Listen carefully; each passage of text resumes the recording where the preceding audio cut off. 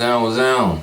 We back with another instant reaction. We're gonna be talking about the New York Knicks extending this series until Game 6 after winning Game 5 on their home court, beating the Indiana Pacers in the Eastern Conference Finals. Game 6 will be heading back to the Pacers home court. And before I get into what I liked and what I seen from the New York Knicks, how they was able to win this game and extend this series a little bit longer. Make sure y'all hit that like button, hit that subscribe button, man. We on the road to 400 subs, so make sure y'all please hit that subscribe button. It's absolutely free to support and to subscribe, so make sure y'all hit that subscribe button for me. And hit that comment section below. Without further ado, let's go and get right into it, man.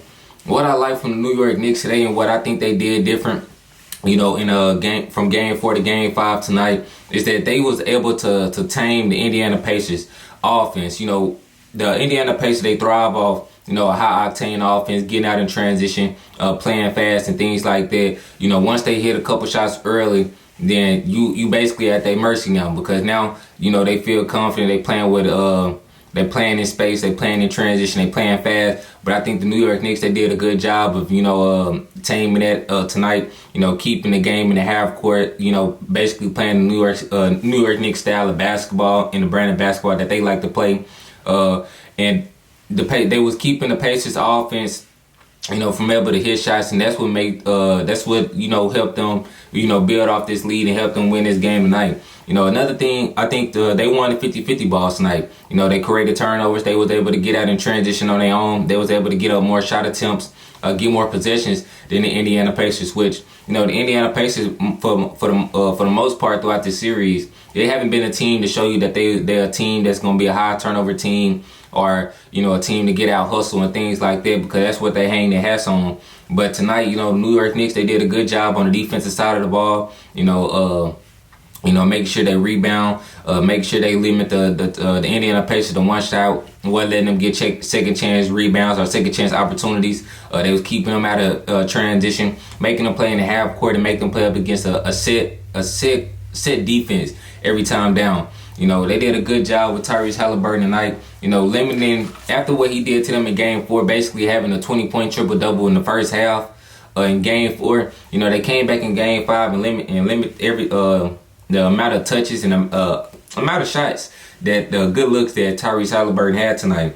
And when you look at it, Tyrese Halliburton only had 8 points, 2 rebounds, 6 assists, 2 of 7 from the field. I think that was a very good job from the New York Knicks standpoint, from able to take off the head of the snake. Tyrese Halliburton, what he been able to do these whole playoffs, him being the clear-cut best player for the Indiana Pacers, and then for them to be able to take him away and take him completely after the ball game. They kind of messed up what the Indiana Pacers like to do on the offensive side of the ball, because everything really goes through him. He's the one pushing the tempo. He's the one pushing the pace. He's the one that's exploiting mismatches. He's the one creating opportunities for each other and also himself. So I think the New York Knicks, they did a good job of, making sure that they was able to play fast and play in transition when they needed to.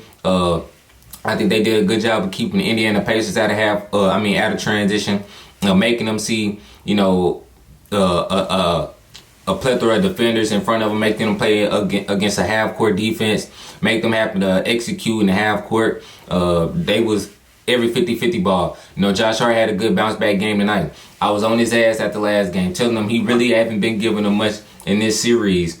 But tonight, Josh Hart, he gave them 11 points, 11 rebounds, gave him a double-double, what he usually going to do. But those 11 rebounds was huge tonight. He was big on the offensive glass. He was good, and on the defensive side of the ball. So that's what I think the New York Knicks, that was the biggest standout points to me of how they was able to, extend this series and force a Game 6. Because, like I said, Indiana Pacers, they thrive on playing in transition. The New York Knicks, they was able to take that away from them. They was able to force the Pacers into, a brand of basketball that they not accustomed to playing as much. Not saying that they can't play it, but when the Indiana Pacers at their best, when they able to get out in transition and run with all that, young, athletic guys that they got on their side of the ball, on their team and things like that. So I think the New York Knicks, they did a good job at bringing that type of energy from the opening tip, from out the gates. Establishing what's that word?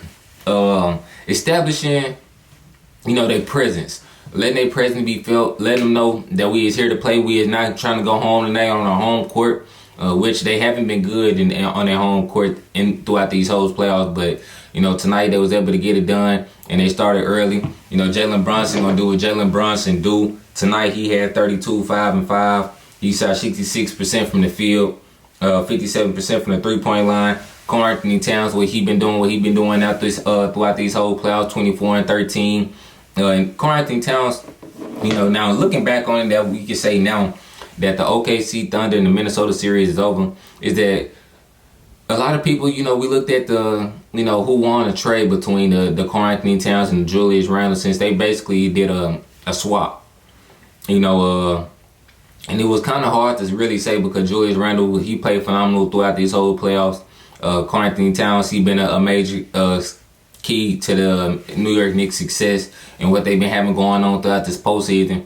But now that we're looking back on, now that the Minnesota have got eliminated, I'm not just saying that because they got eliminated. Julius Randle, to me, like I said in the last video, I think Julius Randle played solid. 2 out of the 5 games he was under double digits, which is inexcusable for the most part. Those other 3 games he was giving you 25 plus, shooting efficiently from the field. So I still think I would have to lean towards the New York Knicks. They was able to win this trade because with Karl Anthony Towns, what he's meant to this New York Knicks team, giving them a different type of look. Cause I said this throughout the regular season too. He on any given night he can be the best player, and you've seen it in a couple of games this series, especially in a game 3. In game 3, when Karl Anthony Towns gave you 20 points in the 4th quarter, showing you when Jalen Brunson have it going, he showed you that he can be able to lead a team, put the team on his back, and carry them to a W. And he just been an even kill throughout these whole playoffs. Rebounding at a high level, scoring and shooting the ball from an efficient clip. Getting down to the high post, to the mid post, and things like that. Scoring inside out, and whoever been guarding them this series, it's really been a mismatch. Nobody been able to stay in front of them. That's Pascal. They go for Miles Turner. They go for Tim Bradley. They go for whoever on the Indiana Pacers side of the ball. They're trying to face up with Karl Anthony Towns. It's pretty much been a mismatch. So Karl Anthony Towns, he been doing a hell of a job throughout this whole postseason run.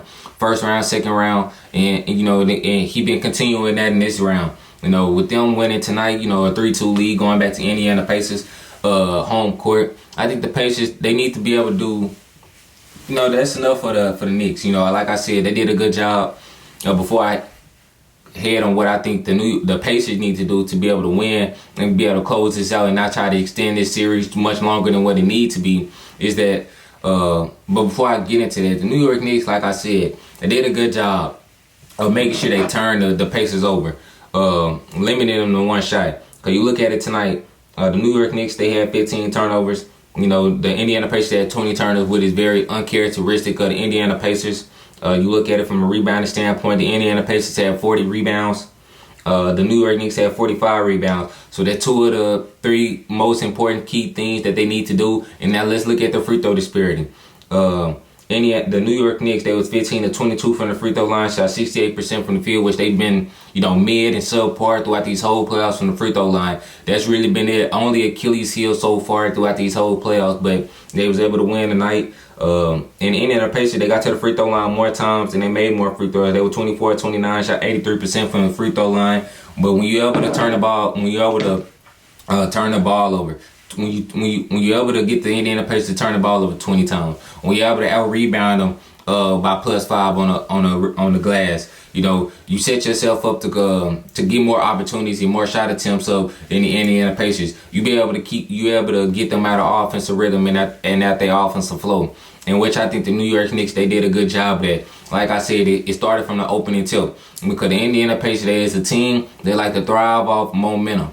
Once the Indiana Pacers see they can be able to punch you in the mouth and give you an offensive barrage. Man, whatever, y'all. Man, whatever. Y'all know what I'm trying to say, man. And get you a plethora of points in transition and things like that. That's where the New York Knicks, they've been struggling.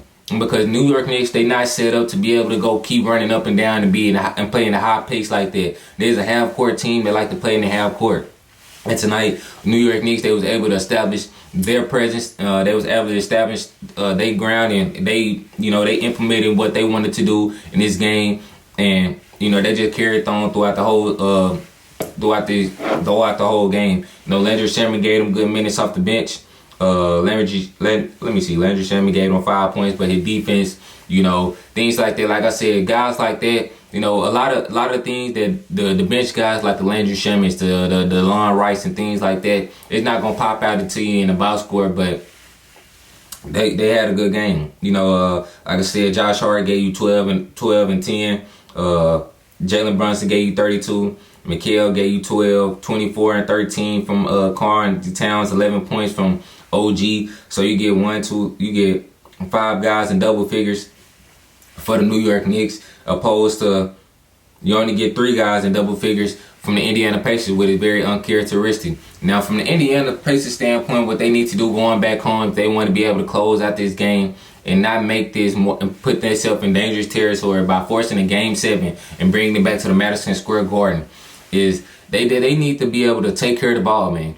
Y'all showed y'all was uncharacteristic with 20 turnovers. That is not like y'all. Tyrese Halliburton, you need your star player to be your star player, especially in the closeout game. I know what he did. I know what he did in Game 4, but we're gonna need you to show you a level of consistency throughout these games, especially in an important game like this. Now, understand that it was just only a Game 5. You up 3-1. You maybe feel like you got a game to drop, but sometimes, bro, you just don't want to play with your fool, because anything in these playoffs can go, especially with an uncertainty like that, especially with you not having home court advantage in this series. Because if we really want to be honest, this series can be 3-2 New York just as easily as it is 3-2 Indiana Pacers, because Game 1, if the New York Knicks didn't go brain dead the last 2.5 minutes of the fourth quarter of that Game 1, they could have won that game. They won Game 3, they won tonight, so they can easily be 3-2 Knicks at just as easy as it is 3-2 Indiana Pacers going back on their home floor.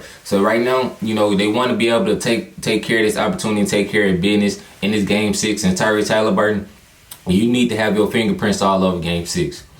We need you to have more than 8 points. We need you to get more than 7 shot attempts, with you being the best player. We're gonna need more from Neesmith, who only gave us 3 points. We're gonna need more from Miles Turner, who only gave us 5 points. We're gonna need more from Nembhard, who gave us 6 points. We're gonna need more than everybody in our starting lineup outside of Pascal Siakam, who was the only starter in double figures tonight. Benedict Mathurin carried them and led the way for the Indiana Pacers in points tonight with 23, which the last 2 games, Benedict Mathurin has been, a push for the Indiana Pacers, coming in, providing an offensive spark, being that spark plug, be able to get them points in plethora. And because last game he gave you 20 points in 12 minutes, the most points in the most points in fewest minutes in NBA playoff history. I just seen that stat today. It popped up, and Obi Toppin gave you 11. The bench outscored the starters tonight for the Indiana Pacers. Not saying that's a bad thing, but I'm saying when your starters is playing this bad, when you only getting nobody outside of Pascal Siakam is scoring over double digits for your starters, you setting yourself up for failure. Now, like I said, you got to be able to take care of the ball when you're going back home. You want to be able to limit the amount of mistakes that you have to limit, because when you look at it, I don't really want to say that the New York Knicks is just a bigger team, but in the grand scheme of things, you look at the wing depth that they have with Mikal, OG, Josh Hart, Karl Towns, with him being a mismatch for y'all. You just don't want to be able to, get them more opportunities and more looks. Jalen Brunson is already, as hard as he is to stop on the offensive side of the ball, you don't want to keep compounding that with be able to, let him play in transition, play with so much freedom and things like that. He already averaging 32, 33 points in this series. So you want to keep making it as hard as it is on Jalen Brunson. And like I said, you want to take care of the ball. You want to be able to play fast, play in transition. And Tyrese Halliburton, we need you to play like the superstar that you've been playing like throughout these whole playoffs and throughout this whole series. We can't have you with 8 points in a closeout game. Now in Game 6, like I said, all these things that I'm stating right now that you can't do and that you didn't do in this Game 5, you have to do in the Game 6 if you want to be able to close out and not force a game 7 going back to Madison Square Garden. Because if you force a game set, if the Knicks able to force a game 7 in Madison Square Garden, I don't know, man. I think I might have a lean towards the Knicks taking this one.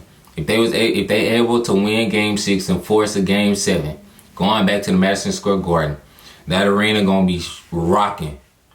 You do not want to be in that type of environment on the road in a closeout game in the game 7 when anything can happen.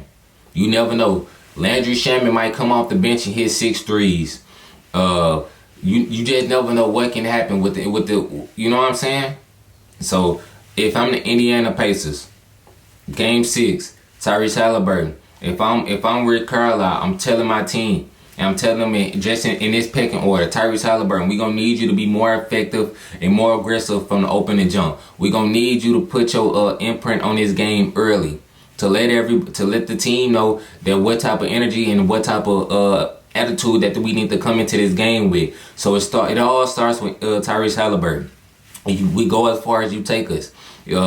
So we got to be able to start with Tyrese Halliburton. We're going to need you to play better. We're going to need more than 7 shot attempts. We're going to need more than 8 points.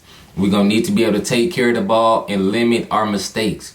We cannot have 20 plus turnovers and allow the New York Knicks to get in transition and get easy buckets. They're having a hard time to score on us in the half court. We cannot allow them to get free open looks and be able to get more opportunities than we is. So really, when you look at it, they were +5. New York Knicks was +5 in the turnover battle. It was +5 in the rebounding battle. So if we add both of those up, they had 10 more possessions total. Not even just shot attempts, 10 more possessions than the Indiana Pacers. We cannot allow that, because we never know. And out of half those possessions, you look at the game tonight, what they finished, what was the final score? 94-111. You know, though, if half of those, that's 10 points. They score on half of those possessions, that's 10 points. So that's already +10 that we down. So you look at it like that. So we have to be able to limit our mistakes. We have to be able to limit turnovers, and we have to be able to play our style of basketball, our brand of basketball. Get out and running in transition, playing unselfishly, having a lot of player movement and ball movement, getting guys involved. We're going to need Nembhard to be Nembhard. We're going to need Aaron Nesmith to give us more than 3 points. We need Miles Turner to be more aggressive from the field. 5 points is not going to cut it. We need our starters from top to bottom outside of Pascal Siakam to be able to show up. Pascal Siakam has been a consistent player and a consistent offensive go-to guy throughout these whole series and throughout these whole playoffs for the Indiana Pacers. But we're going to need more than Pascal in game 6 if we want to be able to close it out on our home court. And that's just how I feel. You know, New York Knicks, it was a good win for them today to be able to extend this series. I think they just imposed their will more than the Indiana Pacers did. I think they had a good game plan. Mikal Bridges, he had a good bounce back game, even though he only had 12 points. I said last game he had 17 points. But the 17 was so impactful because the thing is, when you on the offensive end, you giving us that. But you also guarding Tyrese Halliburton, who had a 20-point triple-double in the first half. That you know, that's not evening up. That, to me, you're not giving us what you really giving out. So it wasn't evening up. But tonight you gave us 12 points, but you limit Tyrese Halliburton touches. You limit his scoring. You limit his playmaking ability. You limit Tyrese Halliburton. You took him out the game. So I feel like your impact was felt on that, because if you're gonna guard Tyrese Halliburton, you're gonna guard T.J. McConnell. If you don't want to guard in the point of attack, and you supposed to be the one that's cutting off dribble penetration, even though you giving us 15 points, but you really not giving us those 15 points because you allowing more than 15. And that's how I'm looking at it. But tonight he did a good job on Tyrese Halliburton, and that's how they won this game tonight. You know, I see y'all at the game 6. What's today?